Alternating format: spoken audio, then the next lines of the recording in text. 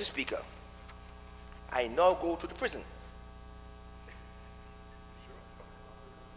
Mr. Speaker, in the year 1991, as a practicing attorney, I took a matter to the court on behalf of an inmate from Venezuela. That gentleman, Mr. Speaker, had sores all about his body. The window was 6 inches. The room was washed with carbolic. His skin turned white. He smelled of carbolic. I saw him. He spoke to me. I was instructed to bring a matter before the court. Cruel and inhumane treatment. I did it. You know what the result was? The judges wrote and indicated, prison is not a hotel. They recognized that a country like ours, which were once colonial in the history, had the same type of situation.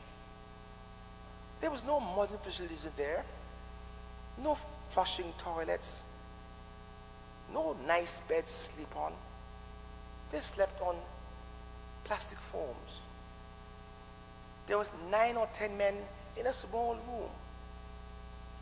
Who went in first got the bed to sleep. And you have to make certain that when you sleep, men, you sleep with your back against the wall.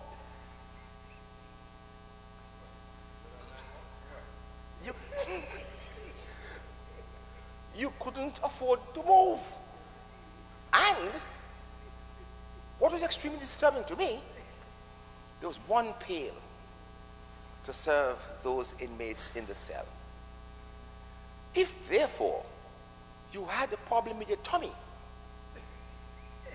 there's a problem. 8 people with you in that small quarter, no ventilation, all you using that same, and you know what the judge said? Even though that might have been the position, it doesn't amount to cruel and inhumane treatment.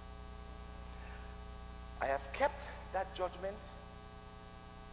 I've filed it away. I'm going to frame it.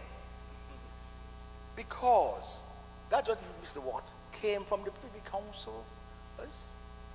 Those gentlemen up there who, because of the English tradition and our history and our colonial history, said that that might not meet the standards of what can be required and called cruel and inhumane treatment.